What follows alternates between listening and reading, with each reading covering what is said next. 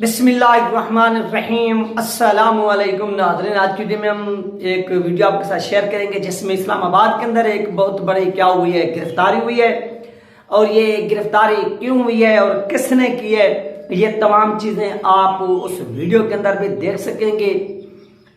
इस वक्त नाज़रीन, जैसा कि आपको मालूम है कि यौम आशूर चल रहा है, यानी आशूरे के जो दिन है वो चल रहे हैं और मुल्क भर में क्या हो रहा है, मजालस भी हो रहे हैं, जलसे भी हो रहे हैं और इस तरह के जो है ना मुल्क भर में जो महफिलों का इनकाद है वो हो रहा है। इस सिलसिले में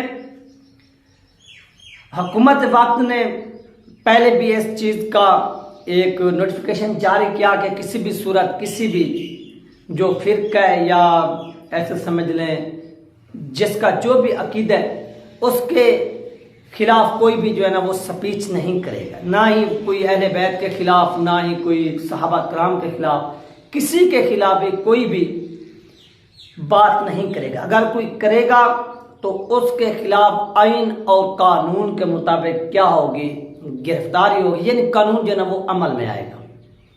हर बंदा अपने जो है ना वो मजहब के मुताबिक, मजहब के मुताबिक और अपनी जो उनकी एक रिवायात हैं उनके मुताबिक वो जिंदगी बसर करें, लेकिन जहां पर किसी दूसरे का नाक शुरू होता है वहां से आपकी जो आज़ादी है वो ख़त्म हो जाती है। यानी जब आप चल रहे हो सामने रास्ते में तो आप कोई लकड़ घुमा घुमा कर चल रहे हो, अगर आपकी लकड़ किसी के नाक पर या मुंह पर लग जाती है तो उस वक्त आपकी वो आज़ादी की जो हदूद है वो क्या हो जाती है, ख़त्म हो जाती है। और इसी तरह से हुकूमत वक्त ने पहले ही आगाह कर दिया कि किसी भी आलिम दीन को, जाकिर को, किसी को कोई हक हासिल नहीं कि वो क्या करें कि किसी के खिलाफ बात करें, चाहे वो सहाबा कराम रज़ी अल्लाह ताला अजमईन हो और चाहे वो अहले बैत हो, किसी के खिलाफ भी किसी को हक नहीं पहुंचता। हाँ, सब लोग तकारीर करें लेकिन कानून और आइन के दायरे में रहते हुए। अगर किसी ने कानून और आइन को तोड़ने की कोशिश की या उसकी खिलाफ वर्जी की तो उनके खिलाफ क्या होगा, एक्शन होगा। और इस पर पुलिस ने अपना जो फैसला है वो सुनाया। और गुज़श्ता रात इस्लामाबाद के अंदर क्या हुआ, इस्लामाबाद और रावलपिंडी, जैसा कि आपको मालूम है कि एक जुल्मा शहर है पाकिस्तान का और दारुल खिलाफत भी वहाँ पर है, और सॉरी दारुल हुकूमत, क्योंकि खिलाफत का तो अब दौर नहीं रहा, दारुल हुकूमत भी वहाँ पर है। और इस तरह से और भी दीगर जो बड़े बड़े इदारों के दफातर है वो भी वहाँ पर है। तो वहाँ पर किसी भी सूरत ये गुंजाइश नहीं कि कोई मजहबी जो है ना वो अफरा तफरी फैलाए। और इस पर जिन लोगों ने कोशिश की उनके खिलाफ क्या हुआ है, कार्रवाई की गई है। तो आइए नाज़रीन, आपको सबसे पहले वो वीडियो दिखाते हैं, फिर आगे चलकर मजीद जो है इस पर बात करते हैं।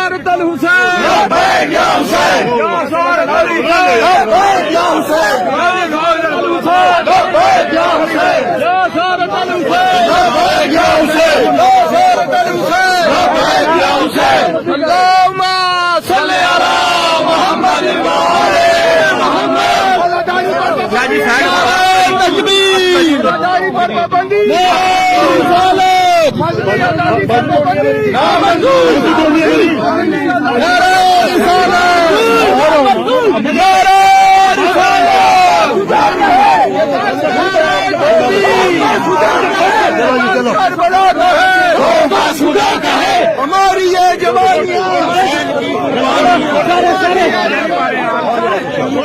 आराम से सामने आ जाओ, सामने आ जाओ, आराम से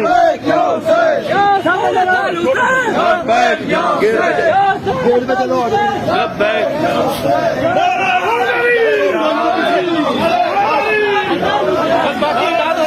पीछे रोक लो,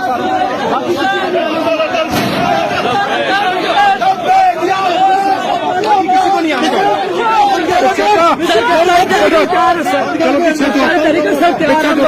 पीछे हाँ भाई वो बंद करो मारेंगे आप लोग हाथों के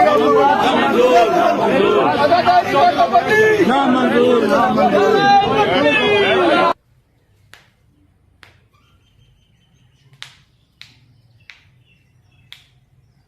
तो नाज़रीन ये थी वो वीडियो जो आप लोगों के साथ शेयर की गई है। आपने मुलाहिजा फरमाइए जिसमें आपने वो गिरफ्तारी के मनाजिर भी देखे।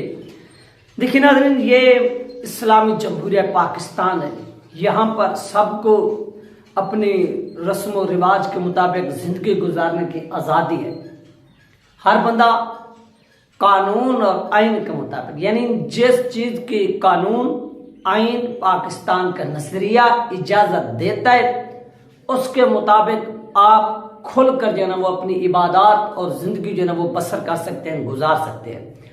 और आपकी जानो माल की हिफाजत करना, इज्जत व आबरू की हिफाजत करना वो हुकूमत वक्त की क्या है जिम्मेदारी है।